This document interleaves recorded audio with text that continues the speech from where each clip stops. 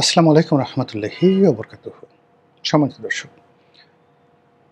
বাংলাদেশের অমর কথাশিল্পী জনাব হুমায়ূন আহমেদ, মরহুম হুমায়ূন আহমেদের স্ত্রী অভিনেত্রী শাওন নানা কারণে আলোচিত, অনেকের কাছে বিতর্কিত এবং বিগত আওয়ামী লীগ সরকারের একেবারে সর্বশেষ পার্লামেন্টে সে নারী কোঠায় তিনি সংসদ সদস্য মনোনীত হয়েছিলেন। তো এটা তার জন্য প্রথম নয়, তার মা তহুরা আলী তিনিও সংসদ সদস্য ছিলেন। শাওন হঠাৎ করে এই জুলাই মাসে এসে সে একটা ফেসবুকে স্ট্যাটাস দিয়েছে। স্ট্যাটাসটির ভাষা সঙ্গত কারণে সাংকেতিক। তিনি সিডিআই বলে জুলাই সিডিআই বলে ব্যঙ্গ করার চেষ্টা করেছেন। এখন এই যে সিডিআই শব্দটি, এটি যে শাওন বলেছে নট লাইক দ্যাট, বা এটি যে আপনি যদি সিডিআই বলেন হুন্ডা সিডিআই বা অমুক অমুক, এই কথাগুলো আমরা জানি, কিন্তু এই যে জুলাইয়ের সঙ্গে যখন সিডিআই শব্দটি শাওন ব্যবহার করলেন, এটা নতুন কোনো শব্দ নয়। বহু মানুষ অহরহ গত ১-১.৫ বছর ধরে এই কথাগুলো বলছে। এমনকি যারা জুলাই আন্দোলনের সঙ্গে সম্পৃক্ত ছিলেন, প্রথম সারির অ্যাক্টিভিস্ট ছিলেন, তারপর এই জুলাই আন্দোলন গণঅভ্যুত্থানের নেতারূপে তাদের যে স্যাক্রিফাইস, সীমাহীন স্যাক্রিফাইস, এই মানুষগুলো এখন জুলাই নিয়ে নেতিবাচক কথা বলছেন বিভিন্ন কারণে। প্রথম কারণ হলো জুলাইকে ঘিরে যে স্বপ্ন ছিল, সেই স্বপ্নটি তছনছ করে দিয়েছেন ডক্টর মোহাম্মদ ইউনূস এবং তার যারা সহযোগী তারা সবাই মিলে। দ্বিতীয়ত হলো এই জুলাই আন্দোলনের যারা প্রথম সারির নেতারূপে ক্ষমতার ভাগ নিলেন, যারা সত্যিকার আন্দোলনকারী, তারা মনে করছেন যে এরা সত্যিকার অর্থে নেতা নয়, এরা বেশিরভাগই আত্মসমর্পণকারী। তারা ডিবি হারুন যখন তাদেরকে ধরে নিয়ে গিয়েছিল, তখন তারা সবাই সেখানে গিয়ে আত্মসমর্পণ করেছিলেন, তাদের আত্মীয়স্বজন বিবৃতি দিয়েছিলেন এবং তারা আন্দোলন প্রত্যাহার করার জন্য লিখিতভাবে ঘোষণা দিয়েছিলেন। ঠিক সেই সময়টিতে যখন আন্দোলন একেবারে বন্ধ, ঢাকা বিশ্ববিদ্যালয় স্তব্ধ হয়ে গেল, পুরো বিশ্ববিদ্যালয় খালি, সারা দেশে কারফিউ, ঠিক সেই সময় কোথা থেকে যেন রণ উন্মাদনা শুরু হয়ে গেল রামপুরাতে, বাড্ডাতে, মেরুল বাড্ডা, এরপরে কুড়িল বিশ্ব রোড থেকে শুরু করে উত্তরার বিস্তীর্ণ অঞ্চলে। মূলত এখানে আসলে আন্দোলনটা দানা বেঁধেছে। এরপরে চূড়ান্ত পর্যায়ে এই কয়টা এলাকার বাইরে গিয়ে মূলত মোহাম্মদপুর এলাকা উত্তপ্ত হয়ে ওঠে, ভীষণভাবে উত্তপ্ত হয়ে ওঠে। এবং এই যে আন্দোলন যখন তুঙ্গে, আমি একেবারে বিশেষ করে আমি বলবো যে জুলাই মাসের শেষ সপ্তাহে, কিংবা ধরুন আবু সাঈদ যে নিহত হলেন, সেই দিনের ঘটনা আমার স্পষ্ট মনে আছে। তার সেই গুলির দৃশ্য যখন প্রচারিত হলো, আমি একটা স্ট্যাটাস লিখেছিলাম আবু সাঈদ উপলক্ষে, এবং ওটা লিখতে গিয়ে আমি বহুক্ষণ কেঁদেছিলাম। এত কান্না আমার কখনো আসেনি, একা একা আমার রুমের মধ্যে বসে। এবং ওই যে আবু সাঈদকে নিয়ে যে স্ট্যাটাসটা দিয়েছিলাম, আপনারা যদি পড়েন আশা করি আপনাদেরও কান্না আসবে, আবেগপ্রবণ হয়ে পড়বেন। তো এরকম জুলাইতে যার অবস্থান থেকে কন্ট্রিবিউট করেছেন, তারা প্রায় সবাই হতাশ। অন্যদিকে জুলাইতে যারা সুবিধা লাভ করেছেন, গাড়ি কিনেছেন, বাড়ি করেছেন, পদ পেয়েছেন, পদবি পেয়েছেন, আরও অনেক কিছু, এবং এখন যে সকল থলের বিড়াল বের হয়ে আসছে, এতে করে এই আন্দোলনের যারা মাস্টার মাইন্ড বা এই আন্দোলনের যারা নেতা হিসেবে সম্মুখ সারিতে আছেন, দৃশ্যপটে আছেন, এবং ডক্টর ইউনূস যাদেরকে মানে ব্যবহার করেছেন দাবার গুটি হিসাবে, তো তাদের ব্যাপারে আপনার যে অনুভূতি, বুকের উপর হাত দিয়ে বলেন তো, আপনি এদেরকে যদি একা একা পান, তাহলে আপনি আপনার অনুভূতিটা কিভাবে প্রকাশ করবেন, কি বলবেন তাদের কাছে?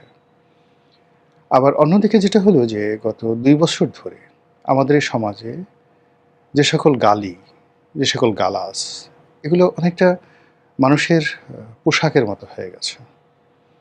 মনে হচ্ছে যে জুলাই যোদ্ধা সে যদি একটু গালি না দেয় তাহলে বোধহয় তার যে যুদ্ধ সেই যুদ্ধটা পূর্ণতা পেল না। মুক্তিযুদ্ধের সময় যেভাবে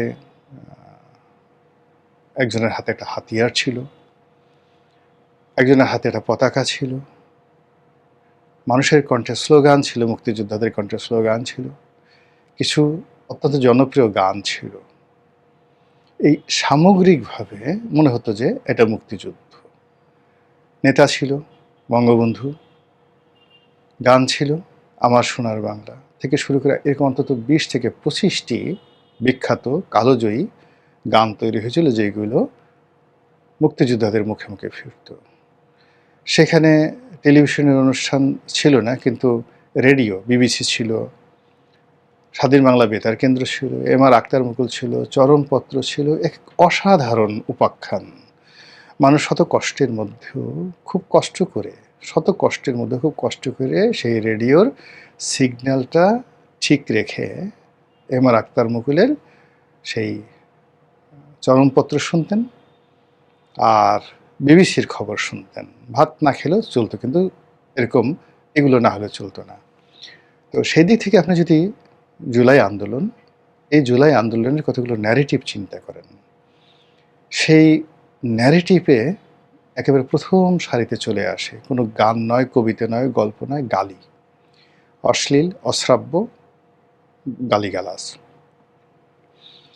যে মুখগুলো চলে আসছে, যে চেহারাগুলো, যে সুরতগুলো, আকৃতিগুলো, কথাবার্তাগুলো, অঙ্গভঙ্গিগুলো, এগুলো 2024 সনের জুলাইয়ের আগে আমরা বাংলাদেশে দেখিনি। এই মানুষগুলিকে আমরা দেখিনি। এই ধরনের মানুষ কেমন যেন এক অদ্ভুত প্রকৃতির মানুষ।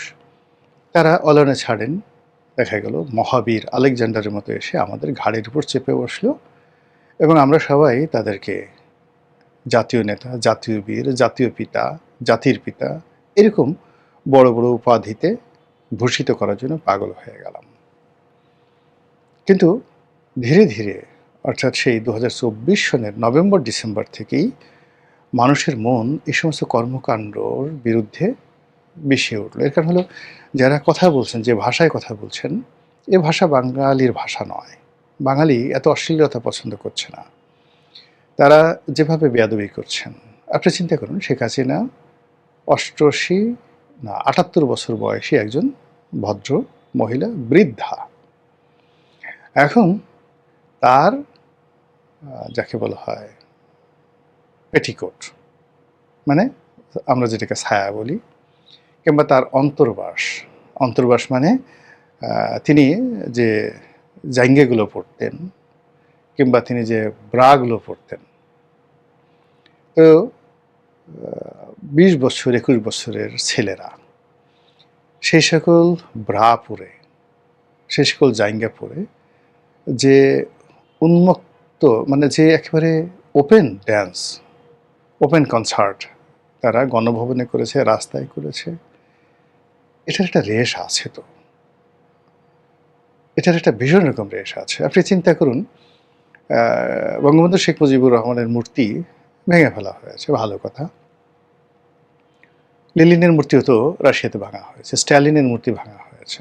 মূর্তি তো বিমূর্ত কোনো কিছু নয়, কিন্তু সেই মূর্তি ভেঙে তারপর সেই মূর্তি যে খুলিটুকু আছে, সেই খুলির উপর প্রস্রাব করতে হবে, পায়খানা করতে হবে, এবং সেইগুলোর ছবি যে মুজিবের মাথার উপর পায়খানা করলাম।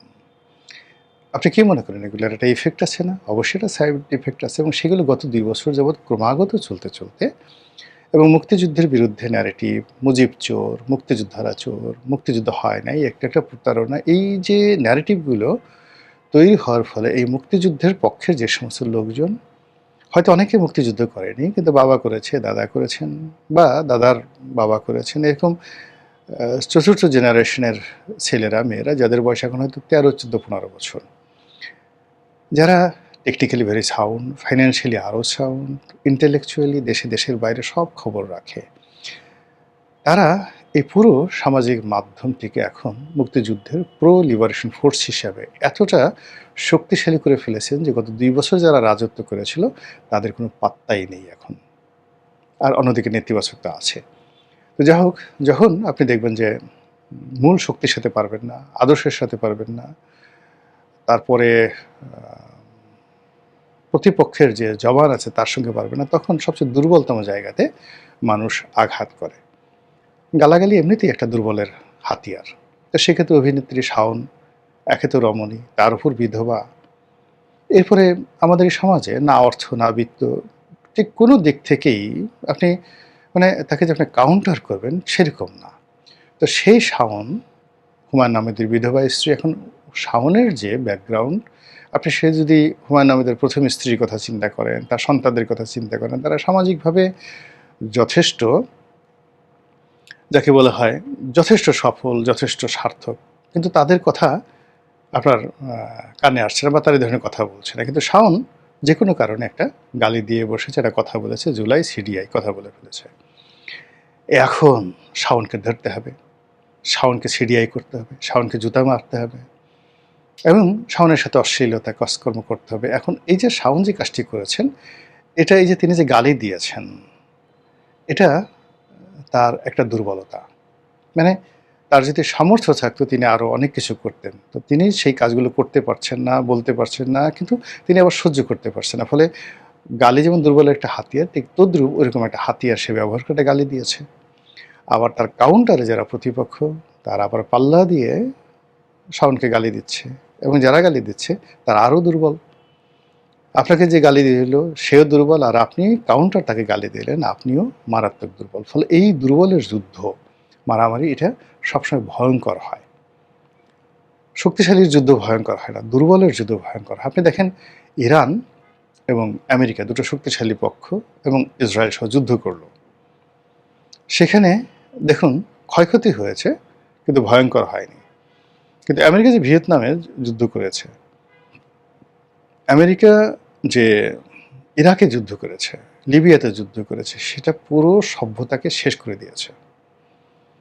অর্থাৎ শক্তিশালী এবং দুর্বলের যে যুদ্ধ, এটা একটা পক্ষকে দুর্বলকে শেষ করে দেয়। আবার দুর্বল দুর্বল যদি যুদ্ধ করে, তাহলে আপনাকে যেতে হবে বুরুন্ডি, আপনাকে যেতে হবে সেই ইথিওপিয়া, যেখানে জাতিগত দাঙ্গা সংঘাতে দুর্বলরা, কঙ্গো থেকে শুরু করে আফ্রিকার যে সকল দেশে এখনও যুদ্ধ চলছে, সে সকল যুদ্ধে, উগান্ডা সহ, সেখানে যেতে হবে। তো এই যে আমাদের দেশে যে গালাগালি করা হচ্ছে এবং দুর্বলদের মধ্যে যে যুদ্ধ হচ্ছে, সেই যুদ্ধ পুরো রাষ্ট্রকে, সরকারকে, সবাইকে কলঙ্কিত করবে। এবং একই সঙ্গে এই যে শাওনের সাথে পাল্লা দিয়ে অন্যান্য যে সকল নারী আছেন, এক সাংবাদিক আছেন সোমা, টেলিভিশনে চাকরি করেন, এবং আপনারা তো জানেন আমাদের দেশের যে সংবাদপত্র, এখানে সাংবাদিক যারা আছেন মূলত তারা মালিক পক্ষেরই পারপাস সার্ভ করেন। মালিকরা যেভাবে বলেন বা মালিকরা যেভাবে খুশি থাকেন সেভাবে তাদের কাজ করতে হয়। এখানে সোমার জায়গায় যদি টোমা হয়, টোমার জায়গায় যদি গমা হয়, কোনো লাভ নেই। এখন যেমন সবাই তারেক জিয়া করছে, একসময় শেখ হাসিনা করতো, তার আগে আবার ইনুস করতো। তো এরকম মানে সোমারা যখন আওয়ামী লীগ জমানাতে ছিল, সংবাদের কারণে মালিকের নির্দেশ, আওয়ামী লীগের যাকে বলা হয় পক্ষে করতে হবে, বা ডিজিএফআই নির্দেশ, এদের কিছু করার ছিল না। আবার এখন দেখা যাচ্ছে যে এই সোমারা বা সোমা অন্যান্য যারা আছেন, তাদেরকে যদি আপনি শত হাজার কোটি টাকাও দেন, তারা কিন্তু সরকারের বিরুদ্ধে একটা ন্যারেটিভ তৈরি করতে পারবে না এবং করবেও না। এখন সেই অতীতকালে সোমা কি বলেছেন, কি করেছেন, সেগুলোকে সামনে এনে এই দুর্বল দুর্বল মানুষগুলো যারা দেশে থাকেন না, বিদেশে থাকেন, বিদেশে থেকে গালাগালি করেন, তারপরে বাংলাদেশে যেমন কোনো গুপ্ত শক্তি বা এরকম যারা গালাগালি করে, তারাই শাওনের মতো সোমাকে গালাগালি করছে। বিএনপির এক এমপি মুখ ফসকে একটা কথা বলে ফেলেছেন। মুখ ফসকে মানে কি, নীলুফার চৌধুরী মনি, সে যে কথাগুলো বলেছে সেই একই কথা এই সমাজে বহুবার আলোচিত হয়েছে। এটা একটা ম্যাটিকুলাস ডিজাইনের আন্দোলন, এখানে স্নাইপার রাইফেল ব্যবহৃত হয়েছে, এখানে সেই সরকার গঠন থেকে শুরু করে আজকের দিন পর্যন্ত সেনাবাহিনীর গুরুত্বপূর্ণ ভূমিকা পালন আছে, সেনাবাহিনীর তত্ত্বাবধানে শেখ হাসিনা দেশের বাইরে থেকে গেছে। এই কথাগুলো কে না বলেছে বলেন তো? এই কথাগুলো যখনই মনি বলল, মুহূর্তের মধ্যে ওই যে নারী, সেই সমাজ যেভাবে নারী, তারপর শাওন যেভাবে নারী, মনিও একই নারী, এবং এর সঙ্গে সঙ্গে অন্যান্য যে সকল নারীরা এই যাকে বলে এই একটা চ্যানেলের মধ্যে জড়িয়ে পড়েছেন, যারা সোমার পক্ষে কথা বলছেন, শাওনের পক্ষে কথা বলছেন, তাদেরকেও এরকম সাইবার বুলিংয়ের শিকার হতে হচ্ছে। ঘটনা যাই হোক না কেন, পরিস্থিতি মূলত আপনি অশ্লীল যে সমাজ, অশ্লীল যে চিন্তা, অশ্লীল যে কর্ম এবং দুর্বলের যে যুদ্ধ, এটি কেবলই মাত্র দুর্গন্ধ ছড়ায়। আপনি যেকোনো একটা পচা জিনিস, সেটা আম, জাম, কাঁঠাল হোক, আপনি যত বেশি কসলাবেন, যত বেশি এটাকে রিফাইন করার চেষ্টা করবেন, তত বেশি ওটা থেকে দুর্গন্ধ বের হবে। তো আমাদের সমাজের এই বিষয়গুলো যখন চলছে এইভাবে, তখন রাষ্ট্র যে শক্তি, তারা যদি এখানে গুরুত্বপূর্ণ ভূমিকা পালন না করে, তাহলে এই যে ক্যান্সার, এই ক্যান্সার রাষ্ট্রশক্তি এবং একই সঙ্গে সঙ্গে সরকারি শক্তি দুটোকেই করাপ্টেড করে ফেলবে। মহান আল্লাহ আমাদের সবাইকে হেদায়েত দান করুন এবং হেফাজত করুন। আসসালামু আলাইকুম ওয়া রাহমাতুল্লাহি ওয়া বারাকাতুহু।